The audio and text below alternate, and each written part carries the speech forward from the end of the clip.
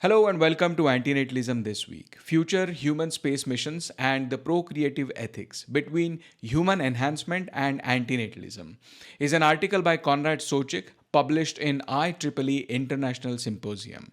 The article explores a possible future where humanity establishes long-term settlements in space.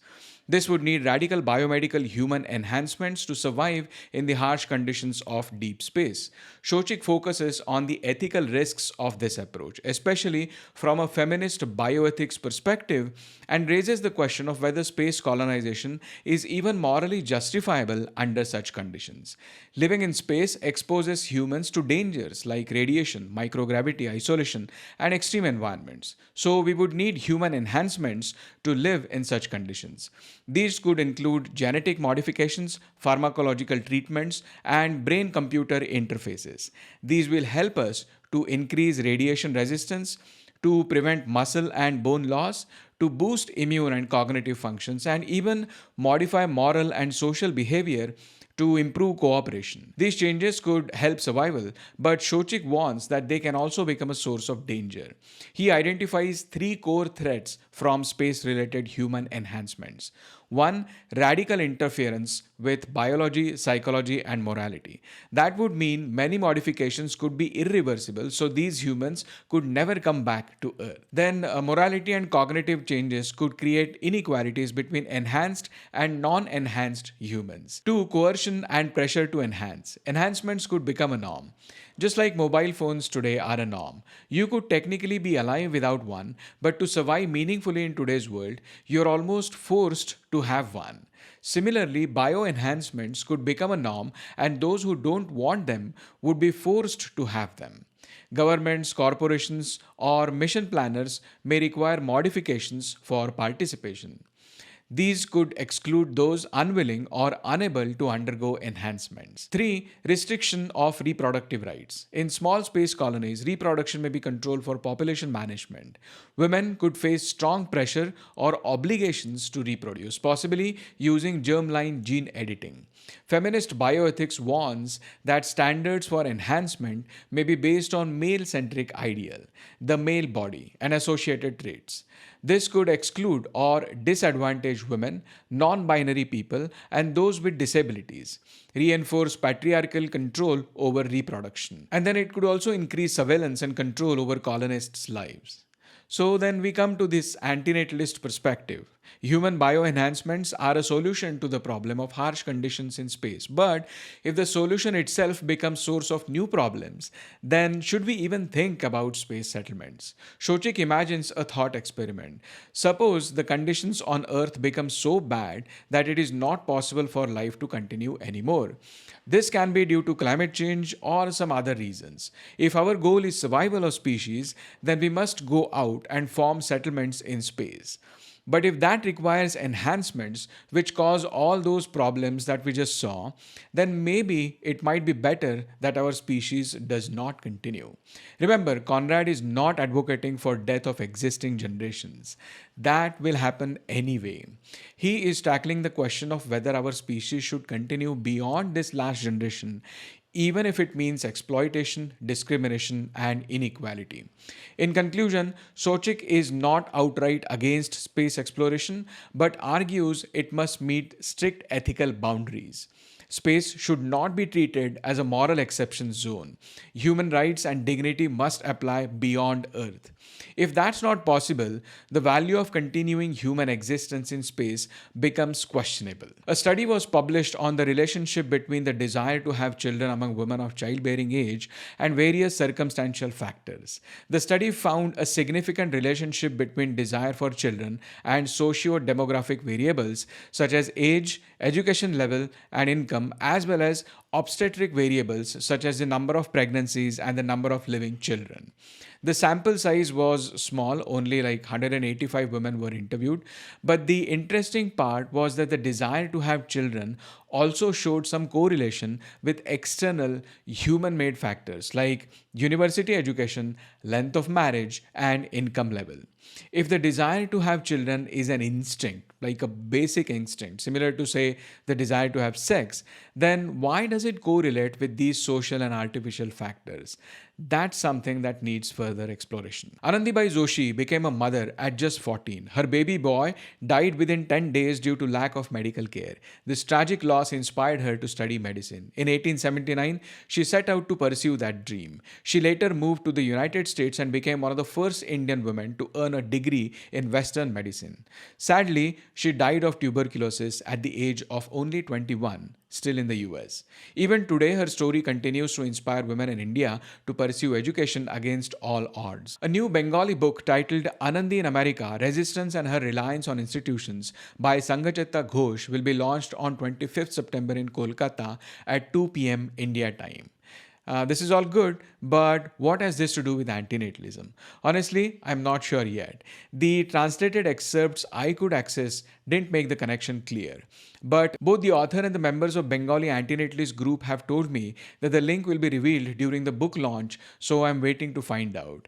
If you are in Kolkata, you may want to attend the event. I'll leave the link in the description. Speaking of books, there's another important release coming up. Christian Anti-Natalism, Reconsidering the Theology of Procreation by Kirk Lougheed. Kirk is a Canadian philosopher who has previously appeared on Exploring Anti-Natalism podcast episode 56. In this book, he questions the standard Christian narrative that people should have children. He argues that many anti-natalist arguments are in fact compatible with Christianity and develops a risk-based case for Christians concerned about preventing harm. The book also traces the history of anti-natalist thought within Christian theology.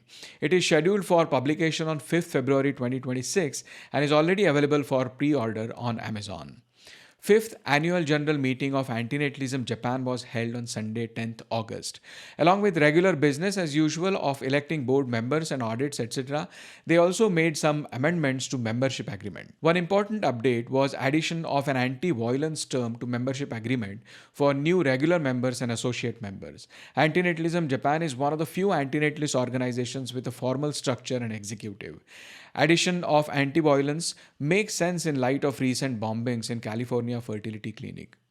Now, whether it is anti-violence and not just non-violence, and whether they think there is some meaningful difference between the two, or it was just a translation error, I don't know. But still a welcome move by Anti-Natalism Japan. Arpit Mehta is a freelance writer and an anti-natalist. His latest article on anti-natalism was notable enough to be featured on ATW. In Anti-Natalist Sentiments is Larger Than You Think, Arpit takes a high-level overview of the anti-natalist movement.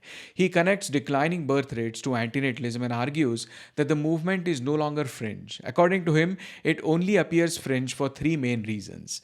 One, the vast majority of antinatalists don't seek publicity for their views, since discussing the morals and ethics of procreation is still frowned upon. Two, the movement lacks unity. Antinatalists come in different shades. Some oppose only human procreation, others extend their stance to non-human animals, while still others focus only on animals bred by humans.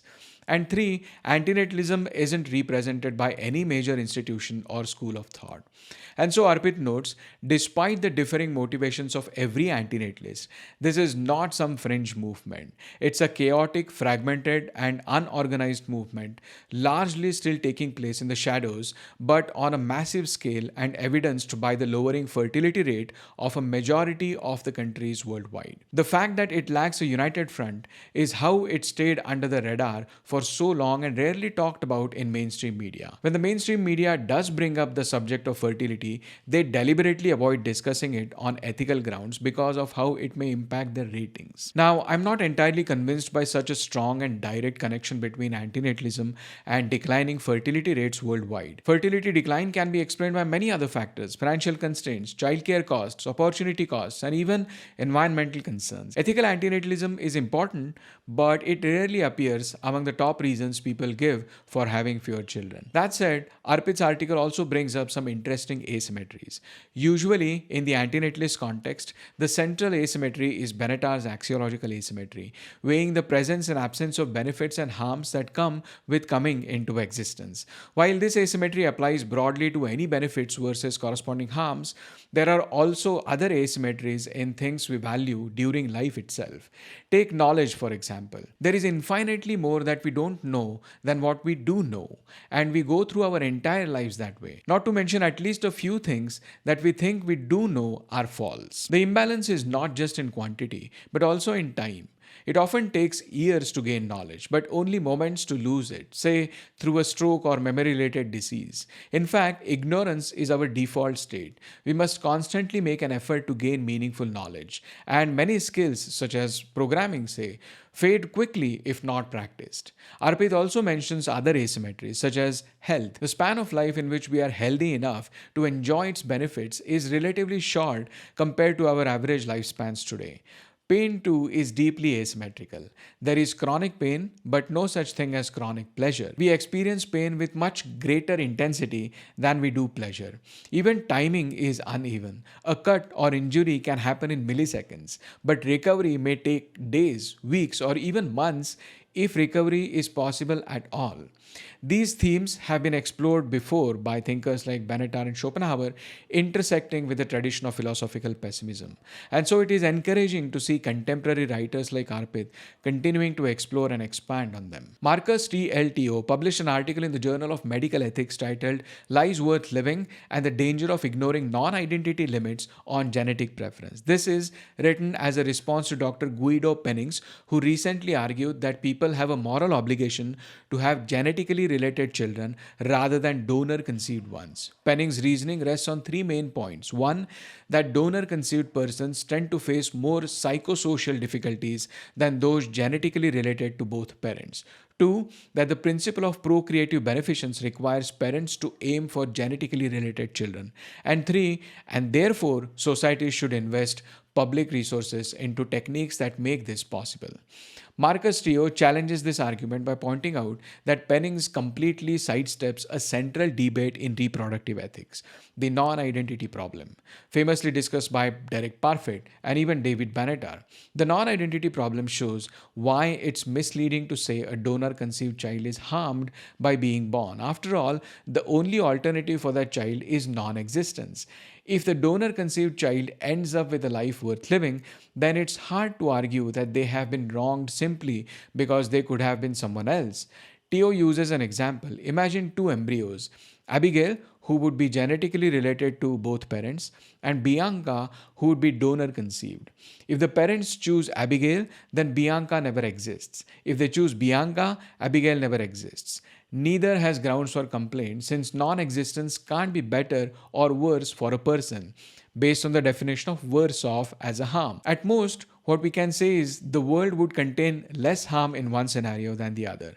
But that doesn't translate into moral obligation to bring about one specific person. Teo warns that Pennings' argument, if taken at face value, could have dangerous consequences. For example, prospective parents with fertility issues or genetic risks might wrongly feel pressured not to have children at all out of fear of producing a less than optimal child. Instead of discouraging donor conception, Teo argues we should address the social and systemic causes of psychosocial difficulties that some donor conceived people face. He also points out a troubling implication.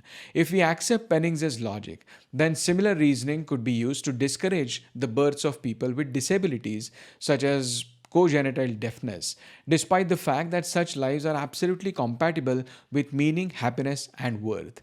Teo's bottom line is clear. The non-identity problem matters. Ignoring it risks turning valuable reproductive options into sources of unnecessary guilt or stigma, when in fact donor-conceived children can and often do live good lives worth living.